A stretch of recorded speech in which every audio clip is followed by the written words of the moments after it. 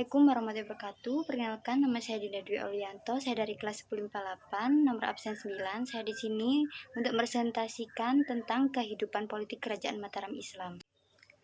Kesultanan Mataram Islam tidak ada hubungannya dengan Kerajaan Mataram Hindu. Kemungkinan pemakaian nama yang sama ini didorong keinginan untuk menjadi besar seperti Kerajaan Mataram kuno. Pada awal pemerintahan Senopati banyak mendapat tantangan dari para bupati di sepanjang pantai utara Jawa. Senopati juga mendapati perlawanan dari Madiun dan Ponorogo, tetapi semua itu dapat diatasi oleh Senopati. Banyaknya peristiwa pemberontakan dari kerajaan-kerajaan vasal atau kerajaan bawahan terjadi pada masa kekuasaan putra dari Senopati yang bernama Mas Jolang. Mas Jolang tidak setangguh ayahnya, sebab itu hingga banyaknya pemberontakan yang terjadi.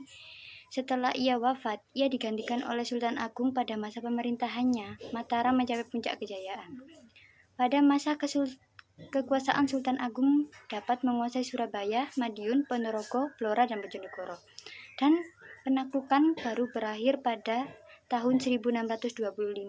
Setelah hampir seluruh Jawa berada di bawah kekuasaan Mataram kecuali Banten, Cirebon, Blambangan, dan Batavia. Sultan Agung membagi sistem pemerintahan Kesultanan Mataram menjadi 4, yaitu 1. Kutanegara, daerah pusat keraton. Pelaksanaan pemerintahan dipegang oleh Pati Lebet atau Pati Dalam yang dibantu Wadana Lebet atau Wadana Dalam. 2. Negara Agung, daerah sekitar Kutanegara. Pelaksanaan pemerintahan dipegang Pati Jawi atau Pati Luar yang dibantu dengan Wadana Jawi atau Wadana Luar. 3. Mancanegara, daerah di luar negara agung.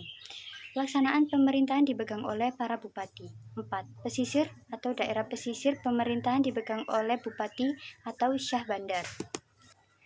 Sistem perekonomian dan pemerintahan Sultan Agung ini karena Sultan Agung ingin pada masa pemerintahannya bercorak agraris dan maritim, sehingga pada masa kekuasaannya Mataram menjadi negara pengekspor beras. Dan setelah Sultan Agung wafat pada tahun 1645, ia digantikan dengan putranya Amangkurat I. Amangkurat memerintah dengan sangat kejam, sehingga Mataram mengalami kemunduran. Ia membiarkan Belanda membangun benteng di Mataram. Hal ini membuat negara-negara taklukan Mataram tidak segan-segan memberontak.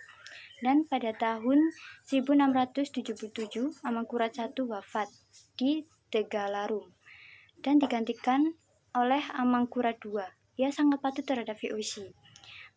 Pada masa pemerintahannya, Belanda menguasai hampir sebagian besar wilayah Mataram. Pada daerah pedesaan, Amangkurat II menyingkir dan membangun ibu kota Mataram yang baru di desa Wonokerto, dan ia diberi nama Kartasura. Kekacauan politik selesai pada masa Pakubuwono III dengan membagi wilayah Mataram menjadi 2, yaitu Kesultanan Ngayogyakarta dan Kesuhuan Surakarta. Dan Kesultanan Mataram dipecah lagi menjadi 3, yaitu Kesultanan Yogyakarta, Kesuhuan Surakarta, dan Mangkunegara. Kesultanan Yogyakarta dipecah lagi menjadi 2, yaitu Kesultanan Yogyakarta dan Pakualaman.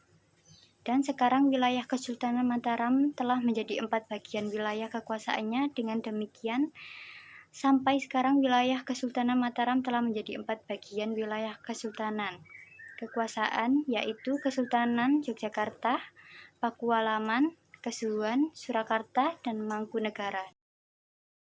Sekian presentasi dari saya. Bila ada salah kata saya mohon maaf. Wassalamualaikum warahmatullahi wabarakatuh.